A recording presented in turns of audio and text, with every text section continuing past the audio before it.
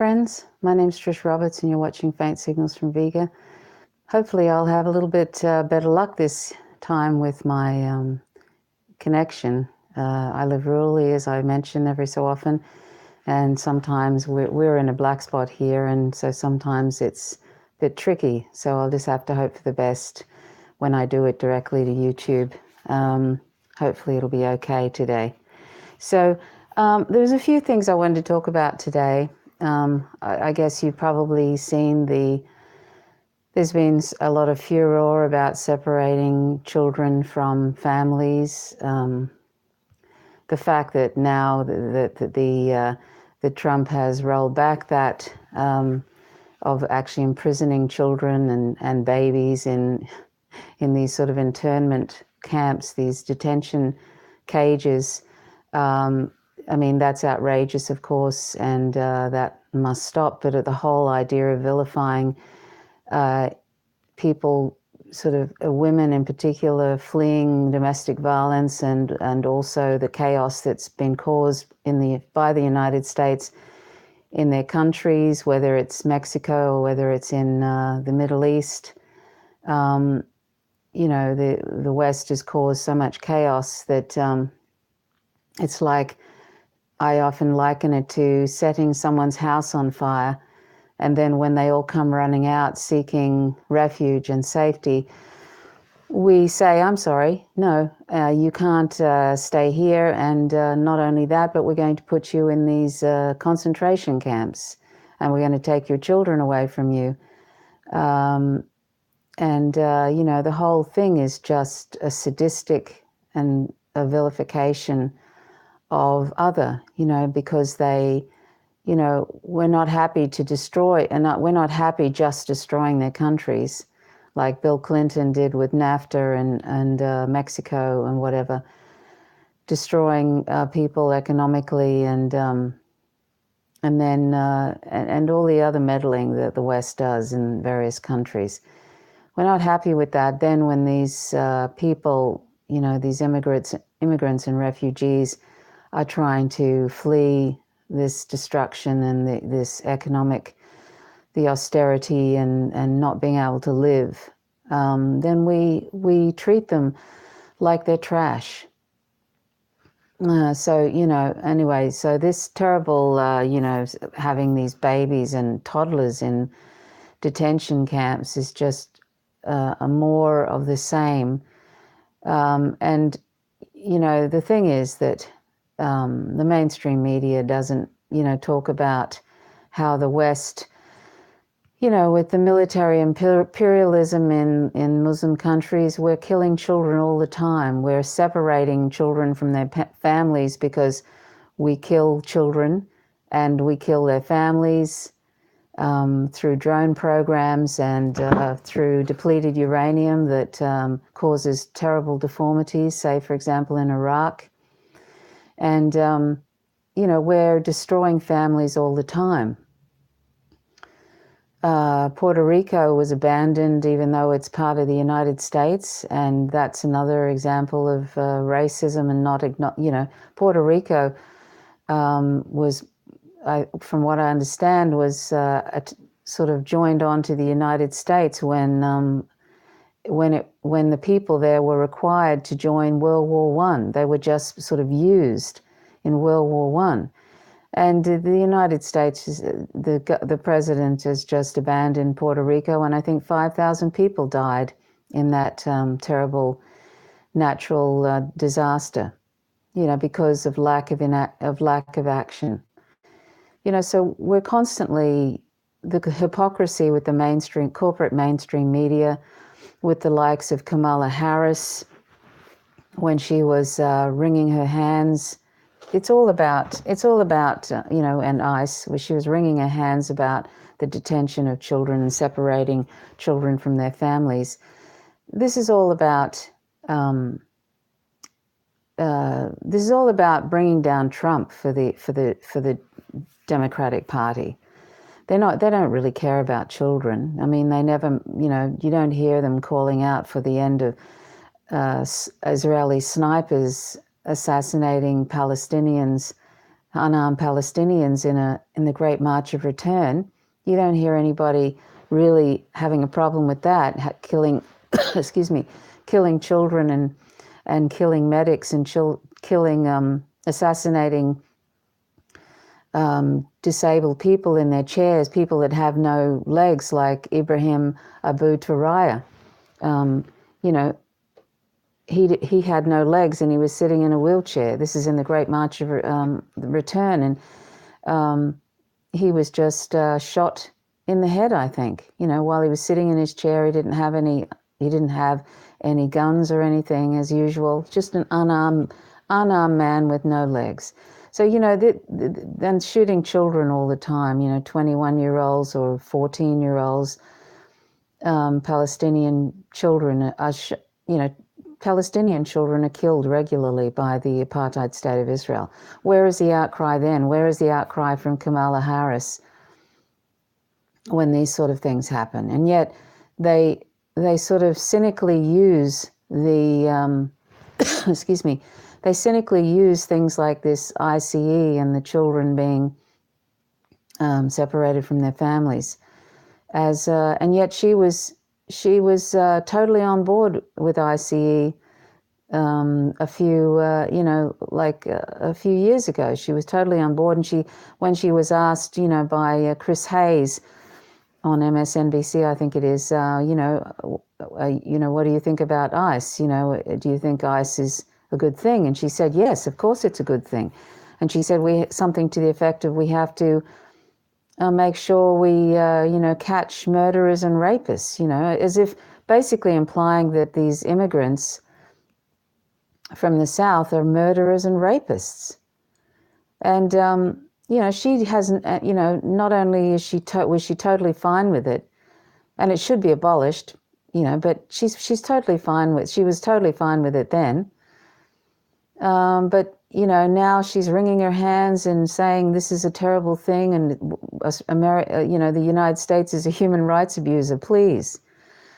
It's like when Nikki Haley gets up in front of the UN, you know, gets up and says, we're going to leave the United Nations Human Rights Council because they're hypocritical and they're, you know, they're a sham and they're, you know, I mean, that's all about them criticizing Israel, the Human Rights Council criticizing Israel. The US doesn't like that. And so they don't want it to, so they basically abandon being part of the Human Rights Council. Well, they may as well, because they're one of the biggest human rights abuser on the planet, the United States, the US empire. But it's just funny, so, you know, somebody said someone should hold a mirror up to Nikki Haley when she was making that speech about why the US is going to leave the Human Rights Council, the UN Human Rights Council. Really, I mean, everything she was saying, she was really basically talking about the US. Really, if she had a clue. I think she does have a clue, but these people are just excellent propagandists. I mean, they really are. So anyway, you know, all this is just, a lot of this stuff about separating children from their families is just cynical stuff that the mainstream media uses and the Democratic Party uses, because it's all about them. It's all about this thing, we're not Trump, and we're the party of diversity, and we're the party that cares about people and children and Black people and whatever. I mean, if you read Kamala Harris's Twitter account, you'd think she was like, you know, saintly, the way she talks about, you know, this issue and that issue, as if she's this incredible social justice sort of warrior. And it's all just, you know, it's all just about getting elected, really. I mean, these people are really quite ruthless, and they don't care, and they pretend they want, like she pretends she wants Medicare for all, like I think, and yet they find ways of sabotaging it. They pretend to say these things to sort of suck people in and make you think, oh, well, we should vote for them. At least they're saying things like that. The duopoly is just a big corporate neoliberal con job, a big warmongering mess, and they do not care about the public whatsoever. the sooner people realize that, the better, because if you still think, if you believe what these people, what they say, what comes out of their mouth, then you're in deep trouble.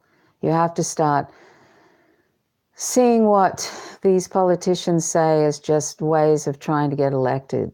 Pretty much 99% of them are like that. There are other options, third-party options, and people are going to have to start working towards, in the United States, working towards getting paper ballots, addressing the electoral fraud, getting third parties on the debates, and just sort of doing that, because the duopoly is just going to go on unabated, and it's going to take everything away from you. And this is the other thing too that's a very important thing. Everybody needs to understand modern monetary theory, MMT, and that's simply a description of the operation reality of the economic system that we have in sovereign countries. People don't realize, and I hear this when I hear the libertarians like Dr. Ron Paul, and he's got very good positions on anti-imperialism and anti-war. He along with Daniel McAdams, I enjoy their position on that. But they say lots of things that are economically, well, Dr. Paul in particular says, as a libertarian, says lots of things that are economically illiterate. And by the way, I don't endorse libertarianism. There's a lot of problems with that as far as I'm concerned, but I do value their view, Dr. Paul's views on anti-imperialism. But what they say about the economy is really, it really is economically illiterate. And I invite you to check out, if you put the hashtag LEARN, LEARN, MMT, Modern Monetary Theory, LEARN MMT as a hashtag, and you'll find all sorts of videos and interviews about it. The bottom line is, the government does not run like a household budget. It's monetarily sovereign, it's a currency issuer, and it cannot go broke, and federal taxes do not fund spending. When you hear Bernie Sanders say, oh, we need to raise the taxes on the rich so that we can afford Medicare, or that, no, that's not the case. You don't need to raise taxes to fund Medicare or any other public purpose program. And that's why, that we need to change that dialogue by understanding how the operational reality of how the economy exists right now.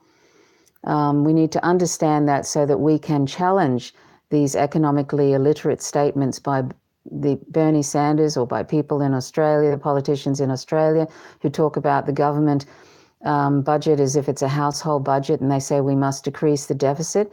That's absolutely false. If you decrease the deficit, you're basically taking money away from the private sector. It's good to have a deficit, actually. And anytime that governments in Australia have tried to get a surplus, they end up sending things into a recession. You can see that every single time. So it's important that we understand what MMT is. And it's not a theory. It's just like describing a gravity. It's just what exists right now, except that so many politicians, and even in economic books, textbooks, they're still promoting the old outdated information. It's just extraordinary.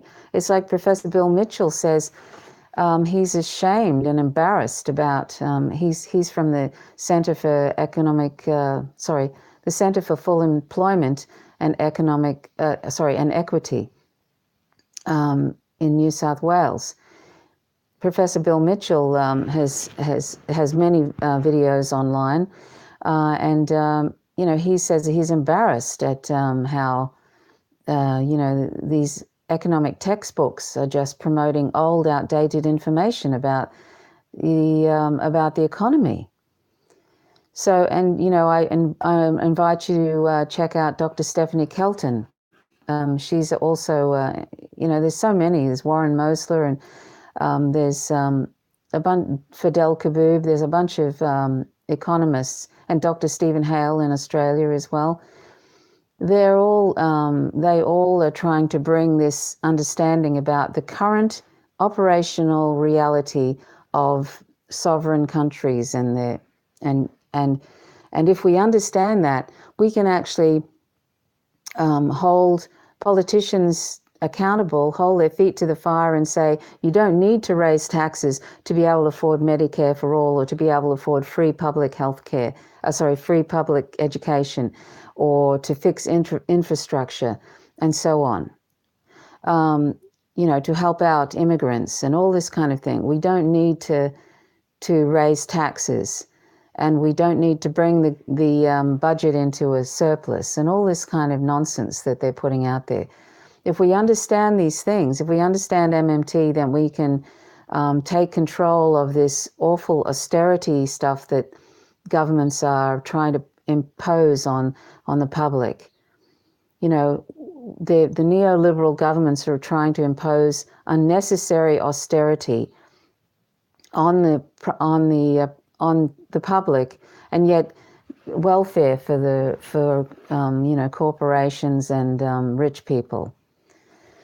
So anyway, that's a bit. I wasn't meaning to talk about that. I'm not an expert by any stretch about MMT and about this very important issue, but I raise it every so often because it is important that we understand this, and we can take control of our destiny.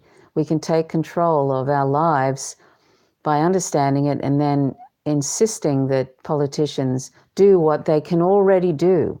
You never hear them quibbling about, we don't have enough money for the military. In the United States, they've spent, there's 20.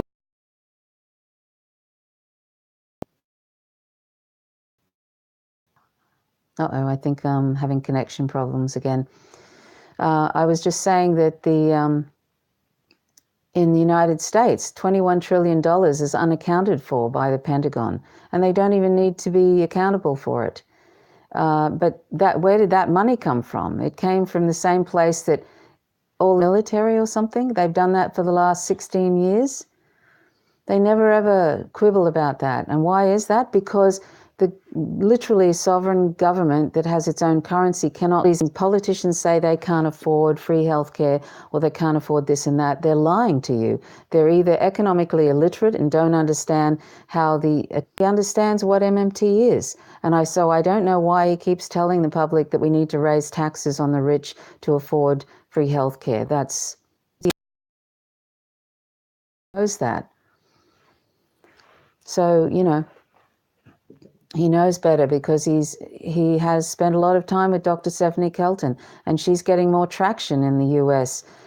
Washington is starting to invite her to all these kinds of different events and stuff to talk about MMT. So it's not some sort of, funny little.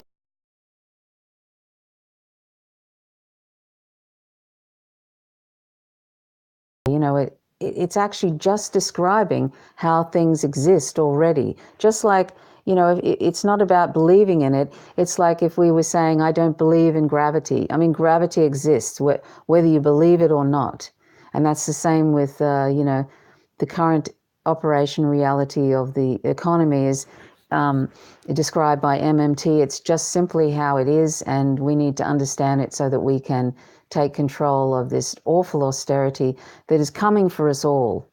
It doesn't matter what color you are, it's coming for everybody until we'll have a serfdom, a feudal society. It's already pretty much there. So we have to do something about that. Anyway, so I've spent enough time talking about that.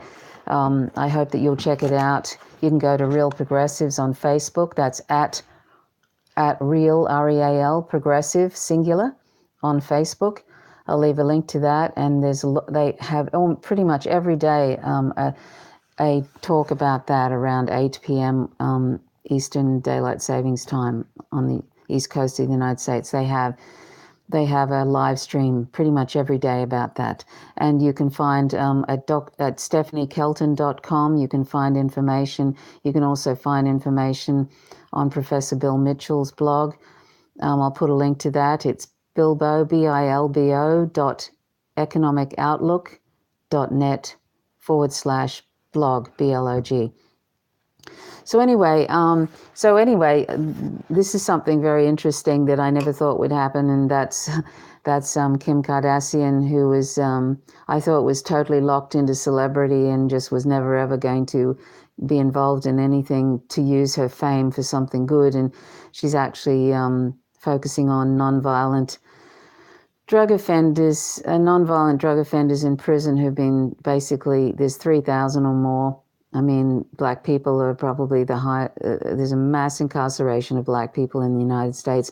Anyway, she's doing something good about that, and she helped get released somebody who was basically been put in prison for their life plus 25 years for a nonviolent drug offense. This woman, a black woman, and so that's really good. So I was glad to see that.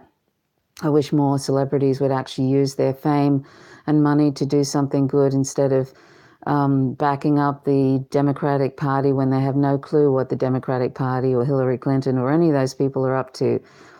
I hope they don't know what they're up to, because if they do and they're backing them, then what does that say about them? But anyway, and I hope that if you're if you've been following my live streams recently, I've been talking about Yemen a bit. I got a little bit upset in my last video because it is upsetting. It's upsetting that it's allowed to go on, this genocide in Yemen that is fully supported and participated in by US empire, and it's led by Saudi Arabia. And they bombed, I think they bombed the port of Hodeidah, which has 80% of the food that comes into Yemen, Yemen is one of the poorest countries in the Middle East, and 80% of the food that comes in comes through that port. And one child every 10 minutes is dying of starvation and disease in Yemen because of this onslaught that's been going on for 3 years now. And the US is directly participating in it on the ground, in the planes, helping Saudi pilots get to their targets. They're bombing infrastructure. They're bombing Médecins Sans Frontières hospitals. One in particular was a cholera hospital that was set up to address the epidemic of cholera. 50,000 people have died in 1 year alone due to cholera and famine. You know, you'll see it's just a dreadful, dreadful situation, and it's really, really important that we call for an end to this.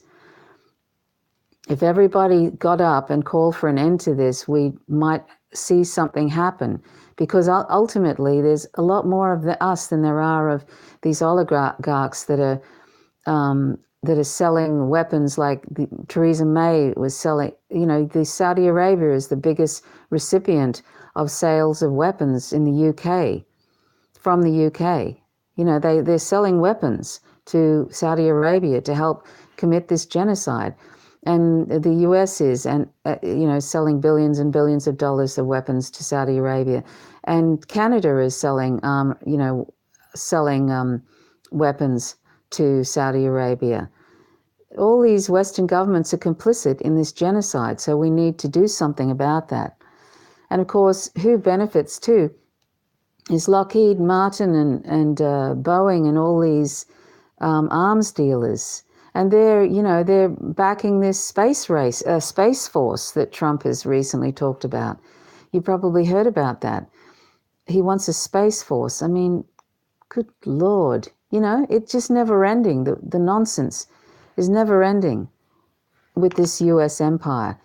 So Donald Trump is talking about a space force, and this is all about just Lockheed Martin and Boeing and Raytheon all making a killing, literally, selling weapons and various machineries for this space force.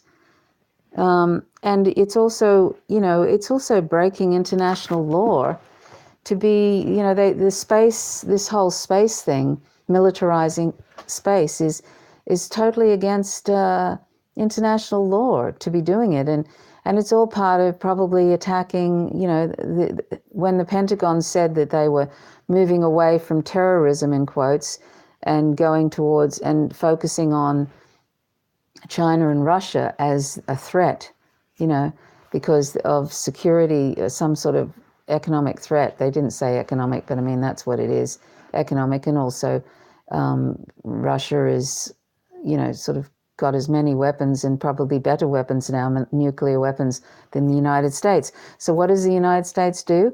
Even though they've created this race and this leading to a hot war with Russia and China, they then say we're going to have a space force. You know, it's just never ending. Never ending. So, I don't know. And the winners here are the arms industry, you know, the Raytheon and all those people. They're the winners. And of course, I imagine when the stocks started to plummet because of the peace deal that Trump was involved in, there was more than Trump involved in that, but I'm sure that if anything, they always take credit anyway, but the US. But when that happened, apparently the stocks for in these arms industries started dropping. So, you know, Trump, of course, you know, he'll get a big payoff after he leaves the presidency in some way. You know, he's going to set up all sorts of, you know, he's looking to the future. I'm sure that this presidency is just a way of him improving his business. But stocks will probably go up now because in these arms industries like Raytheon and Boeing and the like, because he's announced this thing about the this space force.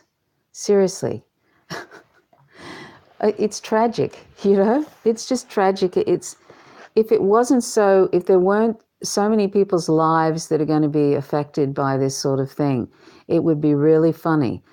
You know, it would be really funny because it's so sad and pathetic, but it's unfortunately, you can't laugh at it because there are so many lives affected by this sort of constant warmongering and constant militarism, and it's, you know, and the white supremacy behind it that drives a lot of it, the dysfunction of patriarchy, and the toxic masculinity that also feeds it, the lack of empathy for others, you know, the otherization of people. I mean, all of this boils down to otherization. If we really saw ourselves in others, we wouldn't be able to do this sort of stuff. If we really were able to empathize, we would not be able to do this kind of stuff we wouldn't be able to do it to non-human animals, like we wouldn't be able to exploit non-human animals if we were able to see ourselves and our own sentience in those non-human animals who are also sentient. We would be vegan and we wouldn't be involved in that. And if we were able to empathize properly and sort of see ourselves in others, because we're all interconnected, we wouldn't be able to do this sort of terrible thing to brown people and black people overseas and in our own countries. We would not be able to do this. So this is the thing. Patriarchy tries to stamp out any sort of connection with others. The neoliberalism does that, and capitalism feeds into that and all of that. It all sort of tries to stamp out any connection we have with others.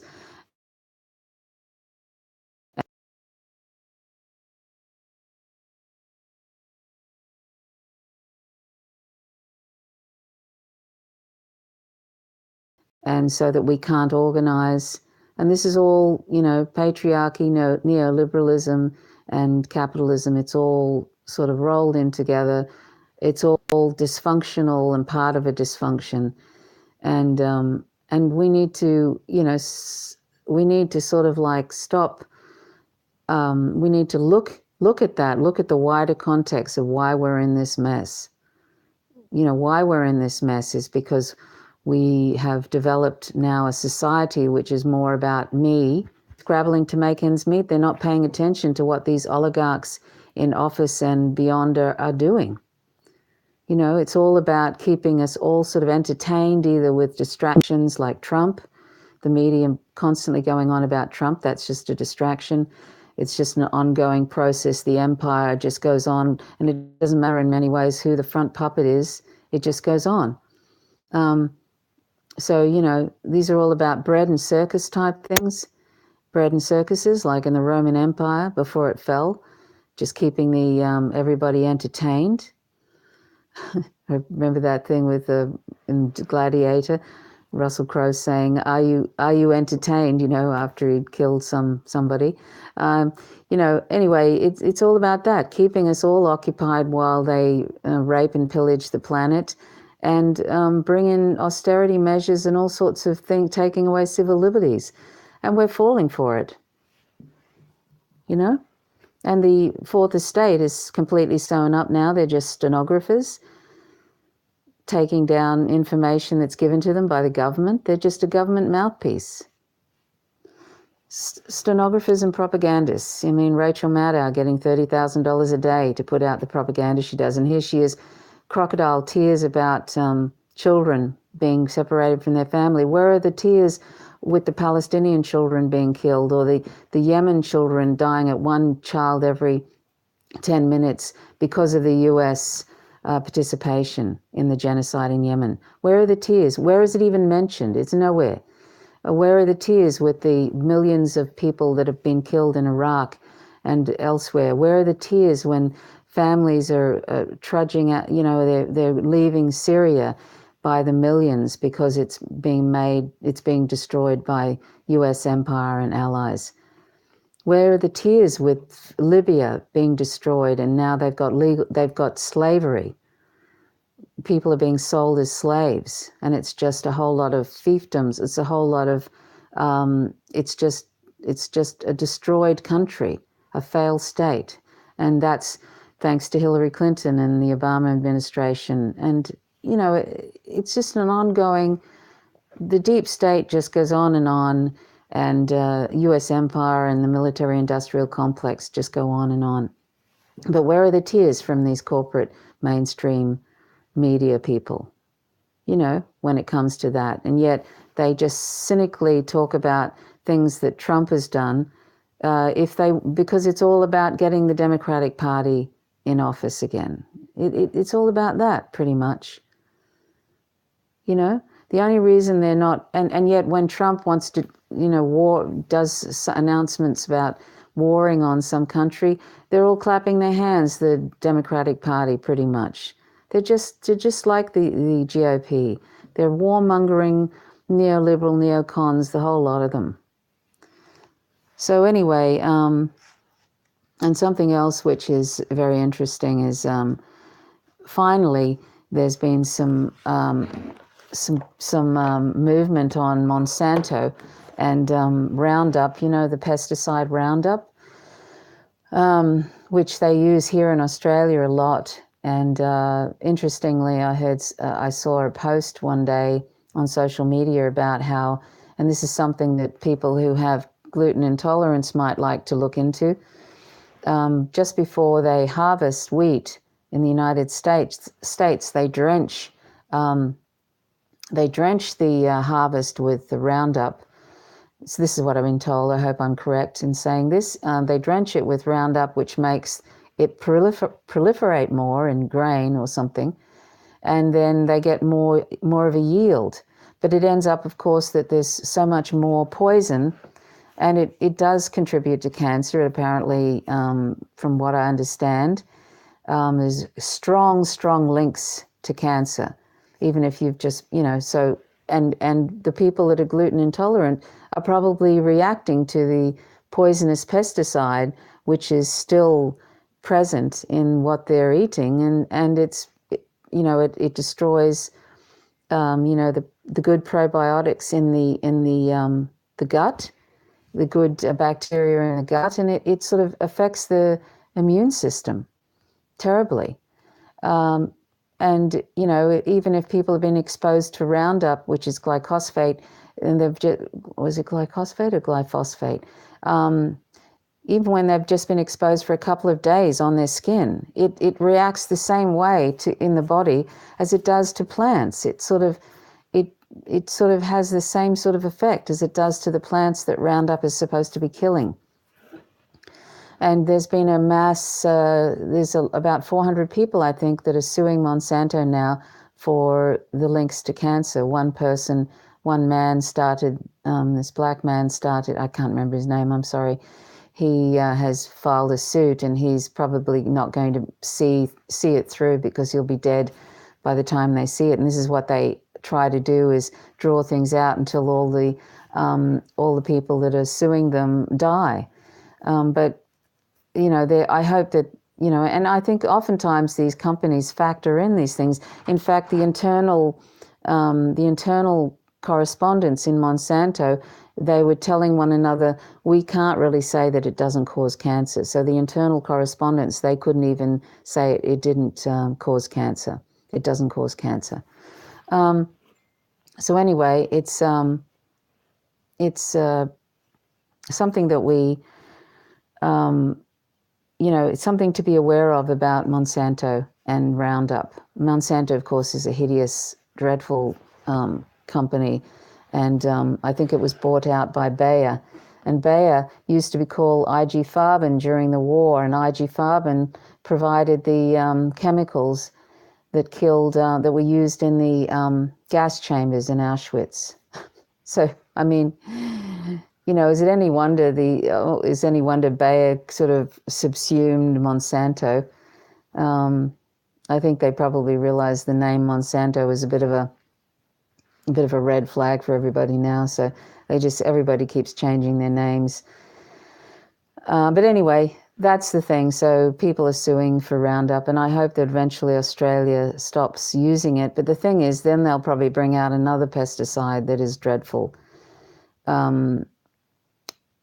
It's just sort of a insanity, the amount of toxic chemicals we produce. When you go into the supermarkets and you see these awful, all these chemicals and rat poisons and this and that. I mean, if we didn't have so much animal agriculture with lots of straw and grains and stuff for animals to eat, hay and stuff, we probably wouldn't have the amount of rats and mice around, and we wouldn't need to be using these dreadful chemicals that are so cruel, and they poison these rats and they die terribly suffering deaths, a lot in mice too. And it's sort of, there's so much sort of stupid, the way the world functions now, it doesn't even make sense. And that's because capitalism is a ridiculous system. It's all about just getting people to buy stuff. There's no sense in it, There's no sense in, it's just producing, and with inbuilt obsolescence. And so we've got tips or dumps, you might call them, full of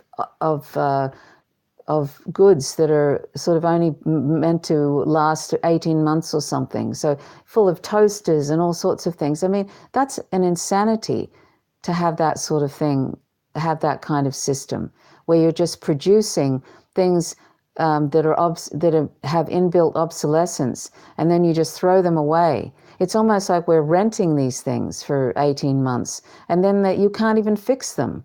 I grew up in the 60s, and you had toasters that used to be able to you'd have them for like 15 years, and you could fix them, or vacuum cleaners you could fix. They actually had vacuum cleaner people who would come around and fix things, and you could fix things. Now you can't fix anything, really, and that's intentional. And if you do try and fix something, like, if you have some sort of television set now, it costs so much to fix it, you may as well buy another one, and that's intentional too. They make it that way so that it's so expensive to fix that you just end up, so oftentimes you end up throwing it away because you can't even recycle it. We have to reduce our consumption and,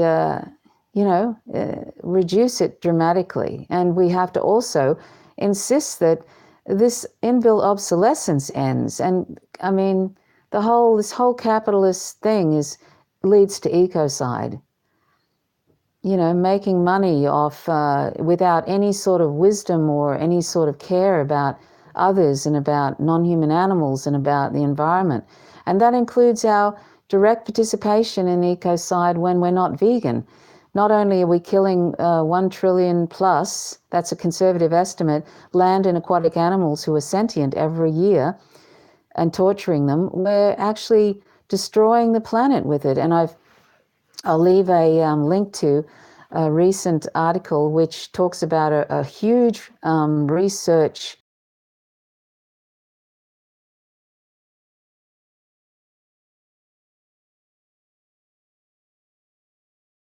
sort of farm to plate type thing and the dreadful effects of animal agriculture on the planet.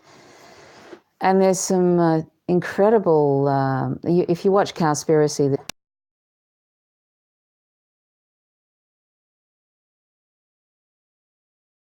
it's called Avoiding Meat and Dairy is the single greatest thing you can do for the planet or something. It's in The Guardian and it was published on May 31st. I think that's the title.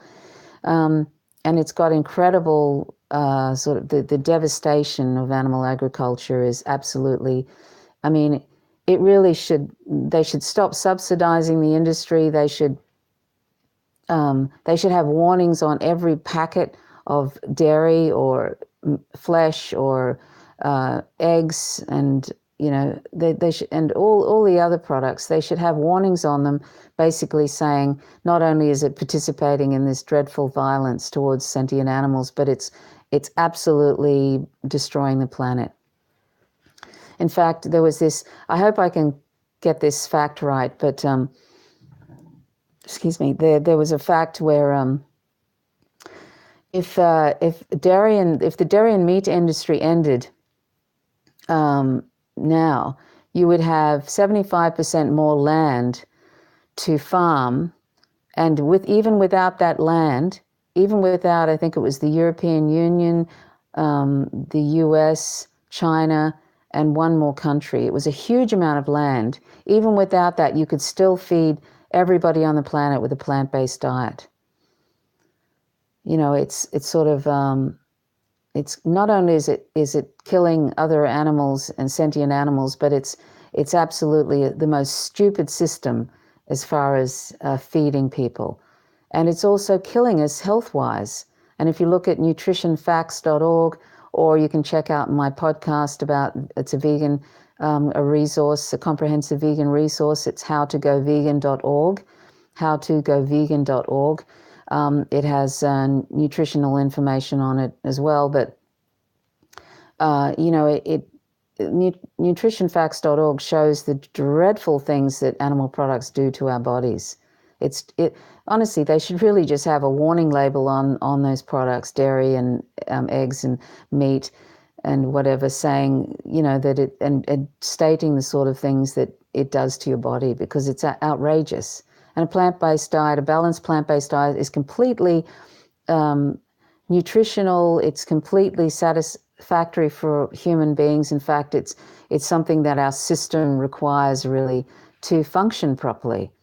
And you know, we can meet all our nutrition requirements from plants and other non-animal sources. So the only reason we're participating in this tremendous violence towards non-human animals and that we're killing the planet, we're killing the environment, and eventually we're going to cause our own extinction and every other animal's extinction, is because we think these awful products of violence, these decomposing flesh and secretions from animals and you know, eggs and whatever, we think they taste good. And that's not good enough. It's not good enough. It's just insanity to keep participating in that. So we need to go vegan. That's really, really important. You know, we need to go vegan and educate others to do so. And it's already taking hold. It's not a fringe philosophy anymore. People can carry on, and, you know, you get people who freak out. They feel they get this sort of freak out about it because they don't want to change their behavior, and so they try and make out like it's this and that, and militant vegans. I often get that one. Oh, you militant vegan, you're just trying to push your personal beliefs, in quotes. on us. I mean, it ceases to be a personal choice when trillions of animals are being murdered and tortured every year, and it ceases to be a personal choice when it's destroying the planet for everyone. It ceases to be a personal choice. It's an ethical position. Veganism is an ethical position which rejects using animals for food. That's dairy, eggs, honey, flesh, clothing. That's meat. That's leather, fur, wool, silk, and other reasons, experiments, etc. I mean, talking about Monsanto, all these companies, the cosmetic companies and whatever, and they all test on animals and put them through torturous things. They breed animals into existence with cancers and all sorts of things. And there's two things about this. A lot of all these cancers and dreadful diseases could be avoided if we were on plant-based diets and we weren't eating all the toxic animal products that we are. And then the other thing is that if necessity often makes people invent new ways of, testing for things, and also, and there already exists things that don't involve torturing and killing animals to find research things. There already exists these methods, and if we became vegan and insisted that people stop torturing and killing in the most extremely horrific ways in medical experiments and in chemical experiments and all of this. There's literally hundreds of millions of animals tortured and killed every year for these trivial, ridiculous things that are completely unnecessary. Pretty much all of them are unnecessary. If we were a vegan society and insisted that this ends, they would find other ways of finding out these things, and there wouldn't be the diseases that there are. And that's why we need to understand the nutrition and check out nutritionfacts.org or get out the book How Not to Die. How Not to Die by Dr. Michael Greger. It's a fantastic book, and find out why a plant-based diet is so fantastic and why animal products should have warning labels on them, basically. I mean, it's a science-backed, nutritionfacts.org is a science-backed plant-based diet nutrition site which talks about animal products and about a plant-based diet. It's all science-backed. They look at all the latest nutrition journals and science journals and medical journals, and they put that information together. It's not some woo-woo site. It's not some, silly health site that's promoting products and stuff. It's a non-commercial site, and it's just here to provide information for people. It's not a vegan site because veganism is an ethical position. It's a plant-based nutrition site. And I'm not endorsing necessarily Michael Greger, although I think he's doing a great public service to people to provide this information. But I mention it because I think it's probably the best site out there, and I still learn stuff about nutrition, and I feel very healthy. Most people my age, I'm 58, most people my age have all sorts of illnesses and taking loads and loads of tablets. I don't take, I'm not, my cholesterol's fine, my blood pressure's really good, I feel healthy, and, I feel really, really healthy, and probably healthier than I've ever felt in my life. So, of course, I get tired and stuff like that, but that's usually to do with the state of the world, constantly seeing this warmongering and violence and stuff. I find that very taxing on me. And I do have depression, which is something I've had all my life. And that's improved even on a plant-based diet. 50% my depression improved when I became vegan. And I didn't even expect that to happen. But anyway, so, and there's strong links to animal products and depression. And so that's why I implore you to check that out, that site. And I'll leave a link to that. And you can go through, you can look up all sorts of different topics on it. Anyway, so anyway, that's my little rave about veganism, and I try to include that in all my talks because it's all related. What we do to other animals, we eventually do to human beings.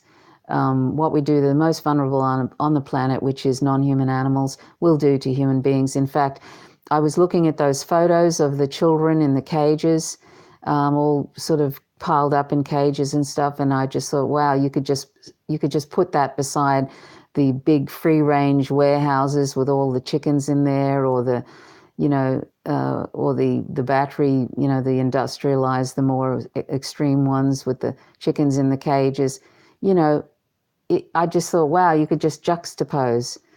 And sometimes when you see Palestinians walking through those cages to get to some part in apartheid Israel, I think, wow, you could just put, cows going through the slaughterhouse chutes or something. You could just juxtapose these images besides one another because, like I say, what we do to the most vulnerable on the planet, non-human animals, we will do to humans.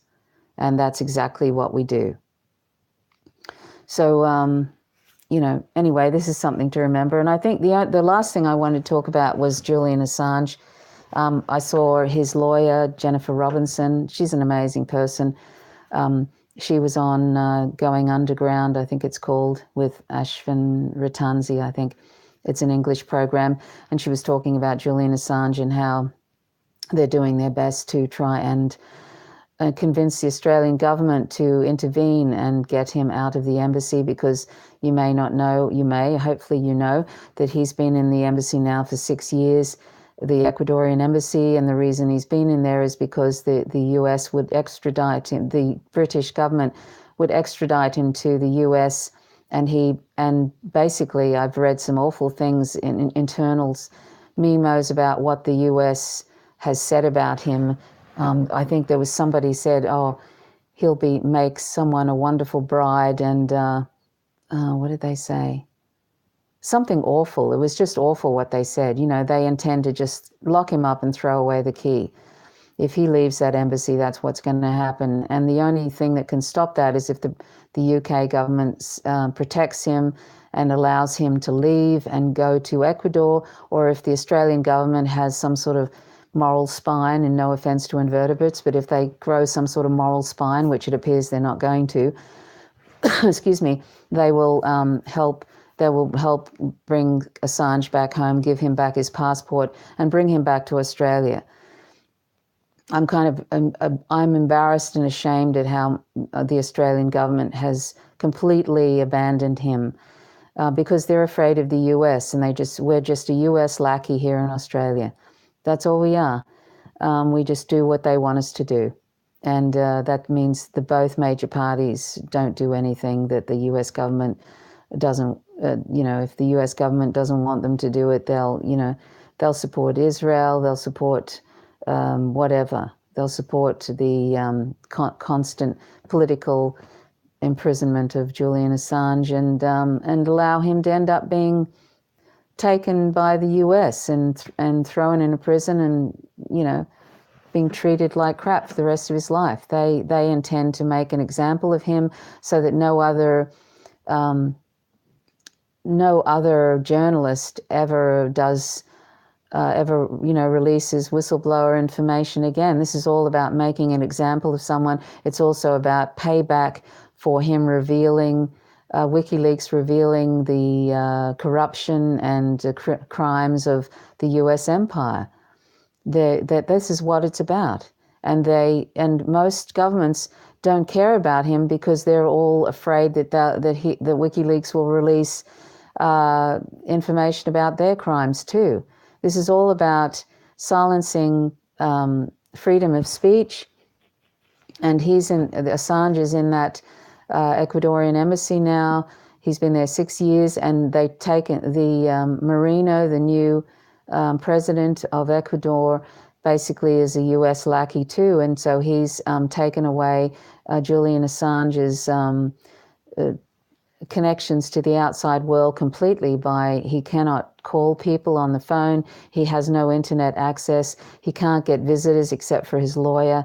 I mean, it's beyond, it's extreme torture. If 6 years being caught in a small room in the embassy isn't enough, this is like extreme torture, and they're doing that to sort of, it's a sadistic thing. and I think they're trying to flush him out almost. That I use that word is sort of to make it so untenable that he goes insane, and either just goes insane and runs out of the embassy and they arrest him, or just goes insane. I mean, his physical health is in a dreadful state, and he's done a service to all of us, exposing the crimes of US empire, the war crimes, and all the other stuff, and exposing the corruption of the duopoly in the United States and Hillary Clinton. He's done us all a service. WikiLeaks has done us a service. There's nothing that they've presented to us that is false information. It's a journalist source, and to not support Julian Assange, and it doesn't matter what you think of him personally, to not support him is to not support democracy, not support the access to information. That's what journalism is supposed to be. It's supposed to be providing the public with, it's supposed to hold the government's feet to the fire. That's what journalism is supposed to be. They're just doing their job, and his only crime, in quotes, is being a journalist. And they're making an example of him. So we must support him and call for his safe release, so he can return either to Australia or to Ecuador.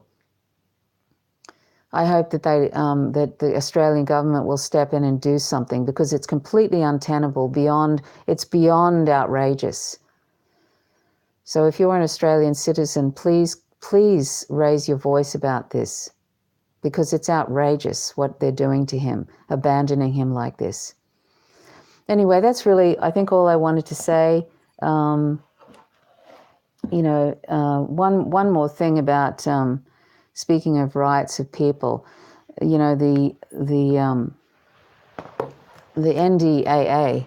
If you have been paying attention at all to US politics, Chris Hedges took Obama to court over the National Defense Authorization Act, which basically allows the government to arrest people, arrest citizens, and hold them indefinitely without any counsel, and basically lock them up, and they don't get any counsel, and indefinitely. That happened during the Obama, and those abilities have been given to Trump. Obama has given Trump, even though he knew Trump was coming into office, he made all sorts of things, made all sorts of abilities for Trump to do the sort of things he's doing right now. And the National Defense Authorization Act, you would think that those who always sort of go, oh, we need our guns because you can't take our guns away from us, because what will happen? We need to be able to rise up if the government gets out of control. Well, how out of control? I'm a non-violent person, and I'm not promoting violence here, but I'm just saying, when these people, when they say, oh, we have to have our guns so that, if the government gets out of control, we can rise up. Well, I don't see anybody rising up. These alt-right people who kind of go on about that, or the gun lovers and stuff, because the government already can arrest any of you if you're in the US and throw you in prison, and nobody can see you, and you can't get any sort of legal counsel, and they can throw you away indefinitely, and they can even assassinate you legally. That's also their ability too. And there's no habeas corpus. They've already assassinated American citizens. They assassinated by drone Anwar al-Awlaki, who was an American citizen, and his 16-year-old son in a separate incident 2 weeks later. A few years ago they did that. They've assassinated American citizens already, and it's totally legal now.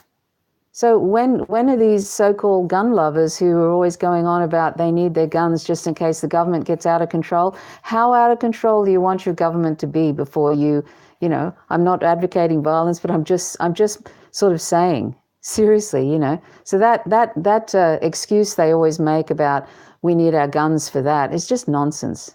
It's just all patriarchal nonsense, this whole we need our guns for that.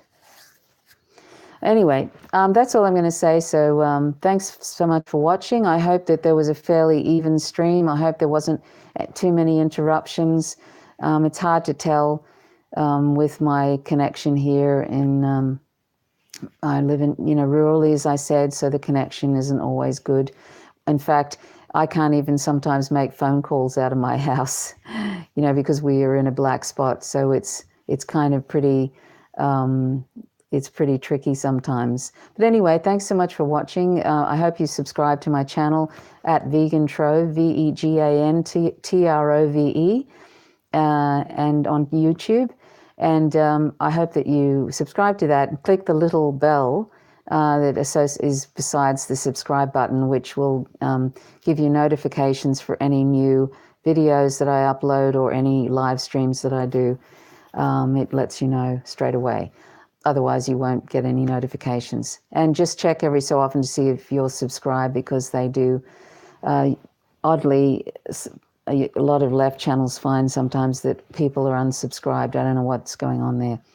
Okay, so thanks so much for watching. My name's Trish Roberts. You're watching Faint Signals from Vega. Till next time, bye for now.